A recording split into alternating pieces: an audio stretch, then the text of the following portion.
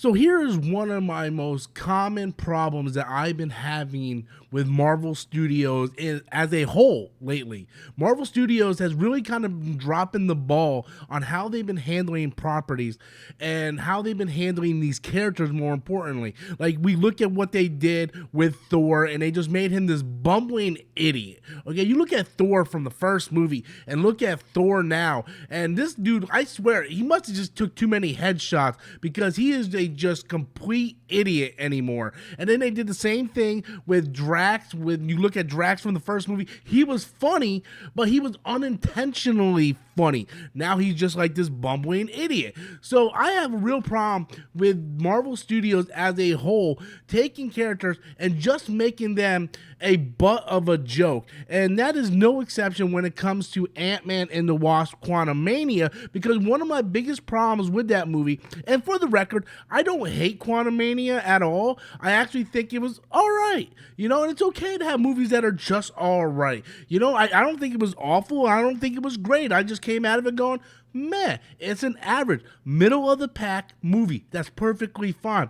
But the one thing that I despised in that movie was the design of MODOK. I didn't care that the fact that they made Darren Cross MODOK. I thought that made sense. Much like it made sense that Tony Stark created Ultron and not Hank Pym because of the way the story was unfolded and how they structured it within the MCU. It made sense. But the design looked like crap. And it made it even worse when I was scrolling through my Facebook feed and I came across some fan art of what MODOK should have looked like in the movie.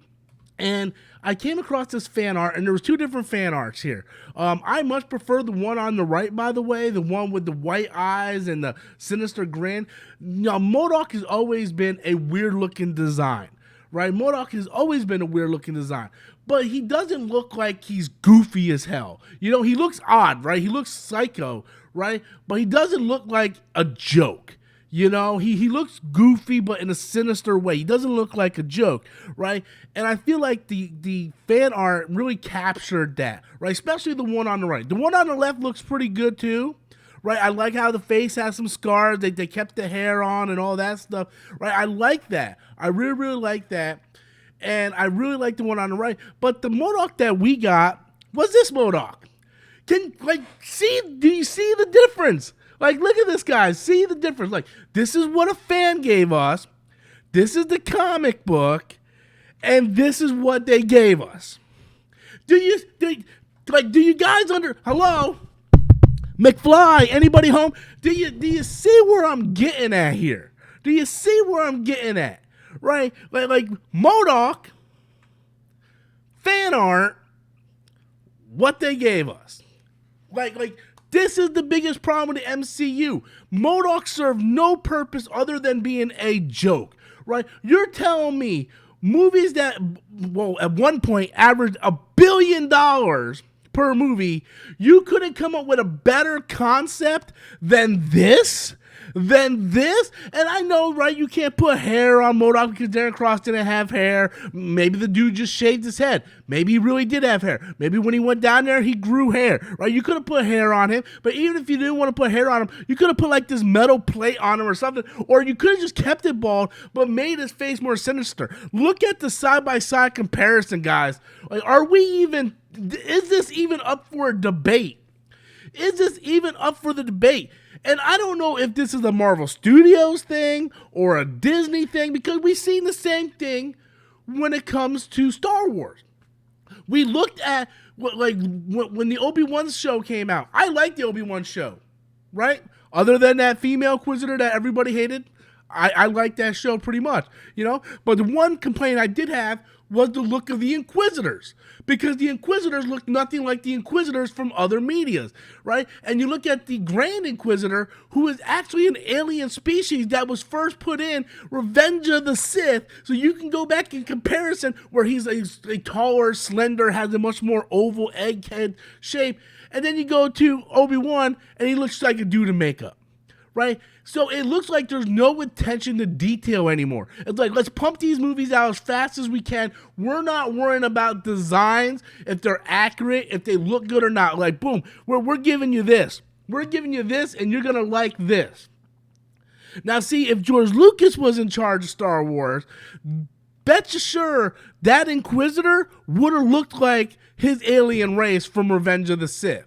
Right? So a lot of people are like, but in Rebels, it's a cartoon. It doesn't look different. No, his species was already established in a live action movie. So you need to keep that alien species to look the same. You know, a Wookiee doesn't look completely different than other Wookiees. They all look pretty much similar for the most part.